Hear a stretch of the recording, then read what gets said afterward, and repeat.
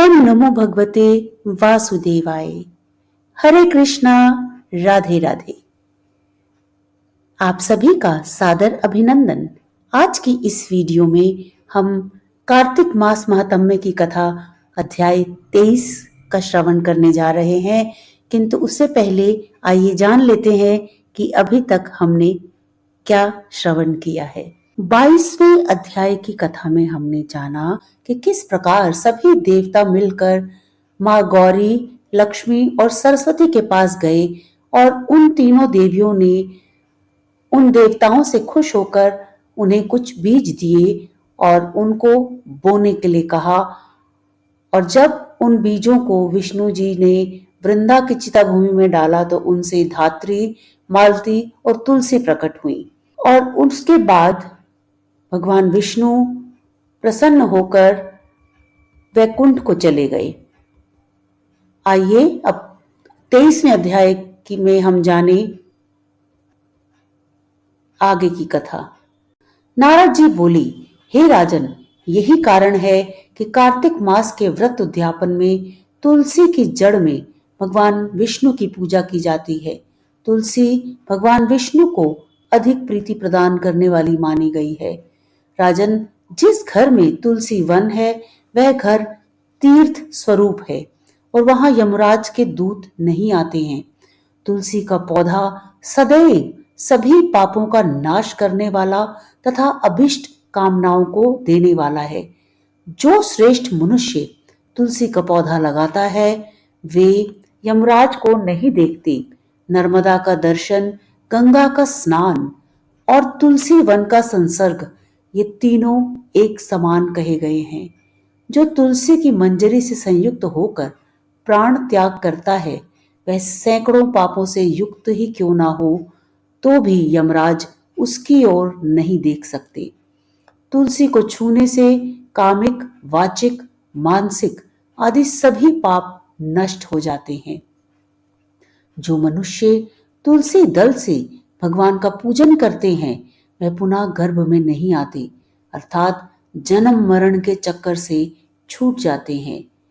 तुलसी दल में पुष्कर आदि समस्त तीर्थ, गंगा आदि नदियां और विष्णु प्रभृति सभी देवता निवास करते हैं।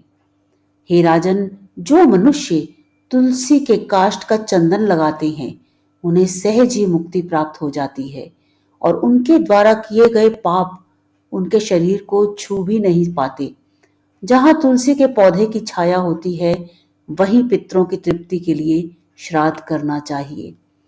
जिसके मुख में, कान में और मस्तक पर तुलसी का पत्ता दिखाई देता है उसके ऊपर यमराज भी दृष्टि नहीं डाल सकते। फिर दूतों की तो बात ही क्या है। जो प्रतिदिन आदर पूर्वक तुलसी की महिमा सुनता है वह सब पापों से मुक्त हो ब्रह्मलोक को जाता है। इसी प्रकार आंवले का महान वृक्ष सभी पापों का नाश करने वाला है। आंवले का वृक्ष भगवान विष्णु को प्रिय है। इसके स्मरण मात्र से ही मनुष्य गोदान का फल प्राप्त करता है। जो मनुष्य कार्तिक में आंवले के वन में भगवान विष्णु की पूजा तथा आंवले की छाया में भोजन करते हैं उनके भी सभी पाप नष्ट हो जाते हैं। आंवले की छाया में मनुष्य जो भी पुण्य करता है वह कोटि गुना हो जाता है। जो मनुष्य आंवले की छाया के नीचे कार्तिक में ब्राह्मण दंपत्ति को एक बार भी भोजन देकर स्वयं भोजन करता है वह अन्न दोष से मुक्त हो जाता है। लक्ष्मी प्राप्ति की इच्छा रखने वाले मनुष्य को सदैव आंवले से स्नान करना चाहिए। नवमी, अमावस्या, सप्तमी, संक्रांति, रविवार, चंद्र ग्रहण तथा सूर्य ग्रहण के दिन आंवले से स्नान नहीं करना चाहिए। जो मनुष्य आंवले की छाया में बैठकर पिंडदान करता है उसके पितृ भगवान विष्णु के प्रसाद से मोक्ष को प्राप्त होते हैं। जो मनुष्य आंवले के फल और तुलसी दल को पानी में मिलाकर स्नान करता है उसे गंगा स्नान का फल मिलता है। जो मनुष्य आंवले के पत्तों और फलों से देवताओं का पूजन करता है उसे स्वर्ण मणि और मोतियों द्वारा पूजन का फल प्राप्त होता है। कार्तिक मास में जब सूर्य तुला राशि में होता है, तब सभी तीर्थ, ऋषि, देवता और सभी यज्ञ आंवले के वृक्ष में वास करते हैं। जो मनुष्य द्वादशी तिथि को तुलसी दल और कार्तिक में आंवले की छाया में बैठकर भोजन करते हैं, उनके 1 वर्ष तक अन्न संसर्ग से उत्पन्न हुए पापों का नाश हो जाता है। जो मनुष्य कार्तिक में आंवले की जड़ में विष्णु जी का पूजन करते हैं, उन्हें भी श्री विष्णु क्षेत्रों के पूजन का फल प्राप्त होता है। आंवले और तुलसी की महानता का वर्णन करने में श्री ब्रह्मा जी भी समर्थ नहीं है। इसलिए धात्री और तुलसी जी की जन्म कथा सुनने से मनुष्य अपने वंश सहित भक्ति को पाता है। तो बोलिए श्री बांके बिहारी लाल की जय। श्री लक्ष्मी नारायण भगवान की जय। तुलसी माता की जय। श्रीमन्नारायण नारायण हरि हरि, श्रीमन्नारायण नारायण हरि हरि। तेरी लीला प्रभु है न्यारी न्यारी, हरि हरि। तेरी लीला प्रभु है न्यारी न्यारी, हरि हरि। जय जय नारायण नारायण हरि हरि, श्रीमन्नारायण नारायण हरि हरि।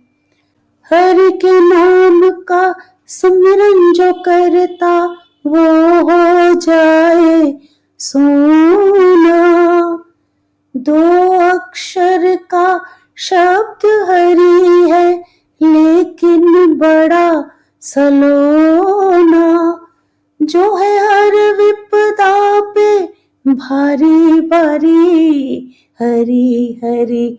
जय जय नारायण नारायण हरि हरि, स्वामी नारायण नारायण हरि हरि। तेरी लीला प्रभु है न्यारी न्यारी, हरि हरि। जय जय नारायण नारायण हरि हरि, स्वामी नारायण नारायण हरि हरि।